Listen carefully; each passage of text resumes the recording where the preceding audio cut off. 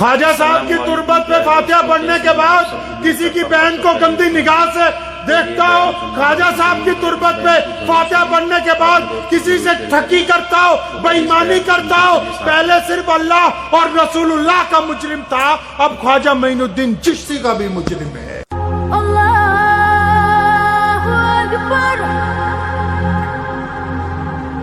آپ نے دیکھا ہوگا یہاں بھی راجستھان میں تو بہت رواج ہے ماشاءاللہ، جیڑا کوئی آئے تو مولوی صاحب سر پہ ہاتھ رکھ دو۔ وہ یہ کوئی کرامت ہے مولویوں کے ہاتھ میں؟ ہم تو خود اپنے اللہ کے محتاج ہیں، سارا دن اسی سے مانگتے رہتے ہیں کہ اب یہ ہو گیا ایسا کر دے، یہ ہو گیا ویسا کر دے۔ آپ نہیں اللہ سے بات کر سکتے؟ آپ اپنے رب سے بات نہیں کر سکتے؟ کل بڑیاں آندی ہیں 500 روپے لے کے، مولوی صاحب دو ہی دے دیو۔ وہ جیدی اپنی بڑی گھر سے زندہ ہوئے وہ دعا نہ کرے تو کوئی مولوی دعا نہیں کر سکتا، وہ دے کوئی بابا اس کے لیے دعا نہیں کر سکتا۔ راجستھان تو بڑی عزت والا مقام ہے، کتنا بڑا ولی آرام کر رہا ہے، آپ کو اندازہ ہے کبھی کہ اللہ نے آپ کو کتنی اچھی روئے زمین عطا فرمائی ہے؟ اتنے دھرموں کے لوگ، اتنے لوگوں کے اندر پیار اور محبتیں، اور اس زمین کے اوپر خواجہ معین الدین چشتی اجمیری رحمت اللہ علیہ کا موجود ہونا۔ کئی کہتے ہیں دیوبندیوں کو پیروں سے کچھ لینا دینا نہیں، میں تو جتنی دفعہ بھی نکلا ہوں تو اجمیر شریف رات کو رک کے نکلا ہوں۔ لیکن ایک بات تمہیں آج بتاتا چلوں، لوگوں کو بہت شوق ہے یہاں فتوے کرنے کا، مسئلہ کرنے کا۔ میں آپ کو مزے کی بات بتاتا ہوں کہ جو بندہ اجمیر شریف جاتا ہو، کلیر شریف جاتا ہو، سرہند شریف جاتا ہو، نظام الدین جاتا ہو، یا اور کوئی غیر مسلم لگا لیں، وہ اپنے کسی مذہب کی عبادت گاہ میں جاتا ہو، اگر جیسا جاتا ہو ویسا ہی آتا ہو، پھر اس کا جانا نہ جانا ایک برابر ہے۔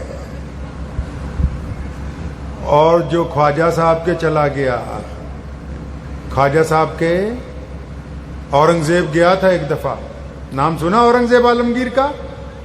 اورنگزیب عالمگیر کے دربار لگا ہوا تھا، ایک بہروپیہ آ گیا، بہروپیہ کہنے لگا بادشاہ مجھے بہت کچھ چاہیے لیکن میں تیرے سے مانگوں گا نہیں، میں اب بھیس بدل کے آؤں گا، اگر تو مجھے پہچان جائے تو میں ہار گیا، اور اگر تو نے مجھے نہیں پہچانا تو تو ہارا، پھر جو مانگوں گا تجھے دینا ہوگا مجھے۔ اورنگزیب نے شرط لگا لی کہ ٹھیک ہے۔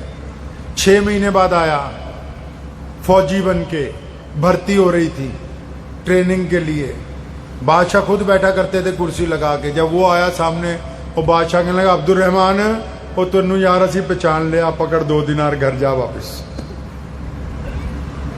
سال بعد پھر ٹیچروں کی بھرتی ہو رہی تھی، بڑھیا مولوی بن کے، شیروانی پہن کے، اچھا استاد بن کے آیا، انٹرویو چل رہے تھے۔ جب اس کی باری آئی، اس نے سوچا اب نہیں پہچانے کا، بادشاہ نے شکل دیکھتے ہی، بادشاہ بھی ایسے ہوا کرتے تھے، شکل دیکھتے پہچان لیں، عبد الرحمان یار تو وہی نہیں بہروپیہ، یہ 2 دینار پکڑ چل گھر کو چل۔ چوتھی دفعہ بھکاری بن کے کھڑا ہو گیا، تیسری دفعہ کہیں بھکاری بن کے، بادشاہ جا رہا تھا مانگنے لگا، بادشاہ نے بھکاریوں میں سے ہاتھ پکڑ کے باہر نکالا کہ یار تو عبد الرحمان نہیں، یہ 2 دینار پکڑ چل گھر کو جا، کیا کر رہا ہے یار۔ بات آئی گئی ہو گئی۔ کئی سال بعد بادشاہ کہیں جا رہا تھا دکن کی طرف، ایک پہاڑی رستے سے گزرا تو دیکھا ایک پہاڑی کی چوٹی پہ لائنیں لگی ہوئی لوگوں کی، ایک طرف سے جاتے ہیں دوسری طرف سے آتے ہیں۔ فوجیوں کو بھیجا، پوچھو کیا بات ہے؟ کہنے لگے جی اوپر ایک اللہ والا بیٹھا ہے، ایک بزرگ بیٹھے ہیں، ایک ولی بیٹھے ہیں، جس کے لیے ہاتھ اٹھا دیں، اور یہ سچ ہے، یہ جو میں بات آپ کو بتا رہا ہوں نا ولیوں والی، اللہ نے قرآن پاک میں کہا کہ جن کو ہم نے اپنا دوست بنا لیا اب ان کو کوئی ڈر کوئی نہیں، یہ حقیقت ہے۔ اگر ولی کسی کے لیے ہاتھ اٹھا کے دعا کر دے نا، قیامت برپا ہو سکتی ہے، اس کی پیٹھ نہیں لگ سکتی، اللہ اسی وقت دیں گے۔ اگر وہ اپنی بیوقوفی کی وجہ سے نعمت کھو دے وہ الگ بات ہے۔ اللہ کی ایک بڑی خوبصورت عادت ہے، پتہ ہے آپ کو اللہ کی کیا عادت ہے؟ جب کسی کو دیتے ہیں، علم دیتے ہیں، دولت دیتے ہیں، رتبہ دیتے ہیں، اللہ واپس نہیں لیتے۔ آپ نے پھر سنا ہوگا کہ بندہ فقیر بن جاتا ہے، وہ اپنے غرور کی وجہ سے کھو دیتا ہے، اللہ نہیں واپس لیتے۔ تو بادشاہ کو جنرل نے آ کے کہا کہ جناب اوپر ایک ولی ہے، آپ بھی کہو دعا کرا لیں، جہاں جا رہے ہیں فتح ہو جائے۔ تو بادشاہ کہنے لگا یار وہ بھی اللہ والوں کو مانتا تھا. کہتا چلو چلو. اوپر گئے تو ولی کے جو سنتری تھے وہ بھی بڑے سخت تھے, کوئی بڑا اللہ والا ہوگا. کہنے لگا چاہے تو بادشاہ ہے, لائن میں آنا ہوگا. اورنگزیب بھی لائن میں لگ گیا. کافی دیر بعد باری آئی تو دیکھا اندر بڑا ہی خوبصورت نورانی چہرہ, اللہ اللہ کر رہا ہے, تسبیح ہاتھ میں. اندر گھستے ہی بادشاہ کو ایسے لگا جیسے واقعی اس جگہ پہ اللہ کی رحمت آ رہی, واقعی.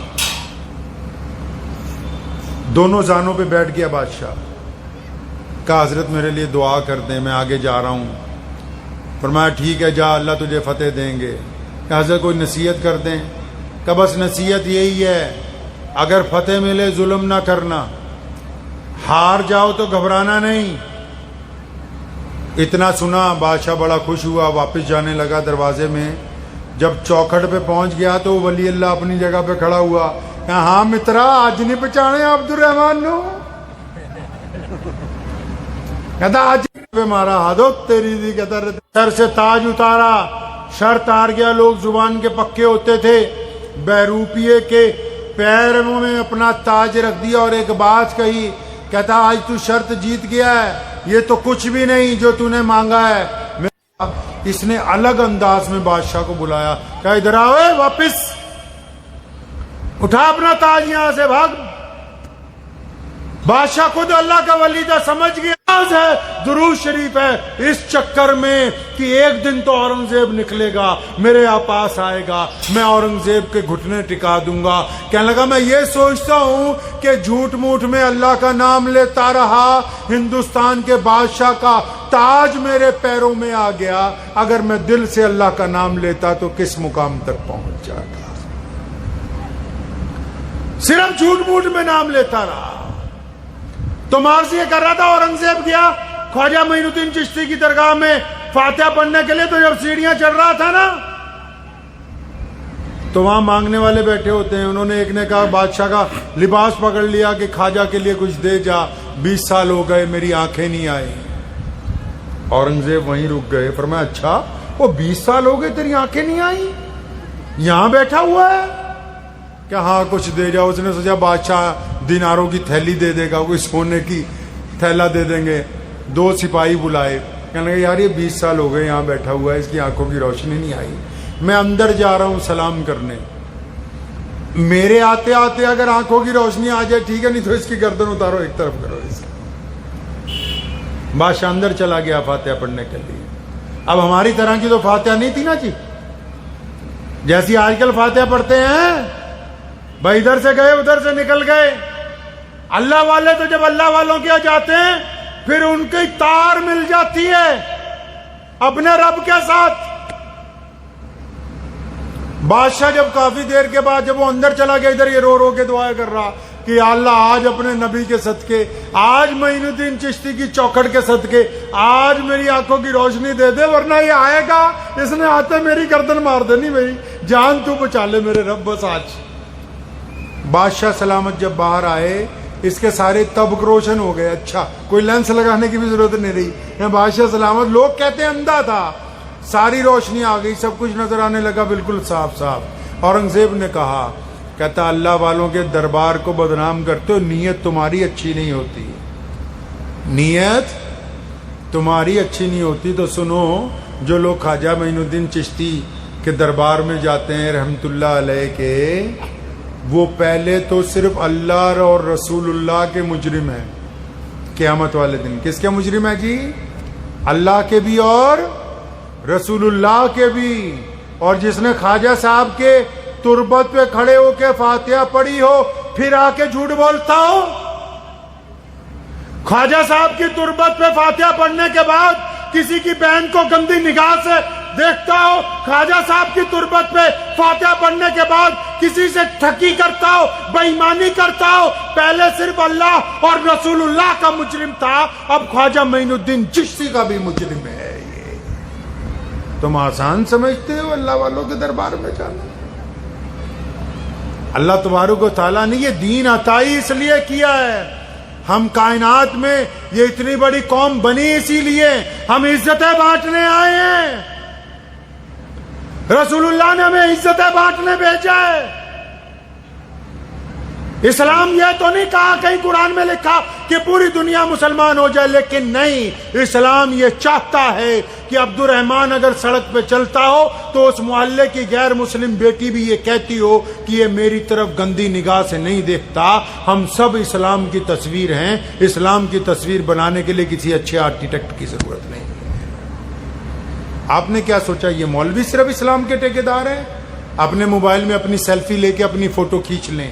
آپ اگر سچ بولتے ہیں تو مسلمان، اور بولو مسلمان سچے ہیں، آپ جھوٹ بولتے ہیں تو پھر مسلمان کیسے ہیں؟ آپ کسی کی بیٹی کی طرف گندی نگاہ سے دیکھتے ہیں تو پھر اس کا الزام عبد الرحمن پہ نہیں ہے، اس کا الزام پورے مسلمانوں پر ہے۔ آپ کسی پر ظلم کریں گے، اس کا الزام صرف آپ پر نہیں آئے گا، پوری قوم کے اوپر آئے گا۔ آپ اگر کسی کے ساتھ ملاوٹ کریں گے، آپ اگر بے ایمانی کریں گے، آپ اگر جھوٹ بولیں گے تو پھر پوری قوم کے اوپر الزام آئے گا۔ پتہ لگا کہ یہ جتنے لوگ بیٹھے ہیں، چاہے داڑھی والے ہیں یا بنا داڑھی کے، نمازی ہیں یا غیر نمازی ہیں، امیر ہیں یا غریب ہیں، ان کی تصویر ان کے غیر مسلم دوستوں کے نزدیک اسلام کی تصویر ہے۔ کس کی تصویر ہے جی؟ اسلام کی تصویر ہے۔ اس تصویر کو خوبصورت کس کا بنانا کام ہے؟ ہمارا خود کا، کوئی باہر سے نہیں آئے گا بنانے کے لیے۔ اسلام نے کہا کہ تعلیم کا نظام اچھا کریں، آپ کہہ رہے ہیں کوئی اور آ کے کر دے۔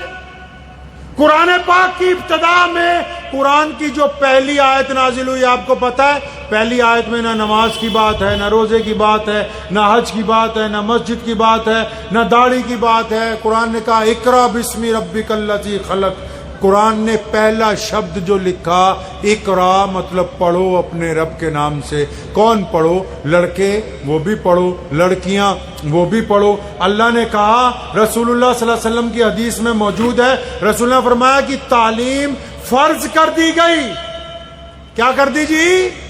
جیسے نماز فرض ہے ویسے تعلیم فرض کر دی۔ مولانا سے پوچھیں، بخاری شریف میں صحیح حدیث ہے، فرمایا میرے صحابہ اگر علم سیکھنے کے لیے چین جانا پڑے، کہاں جانا پڑے جی؟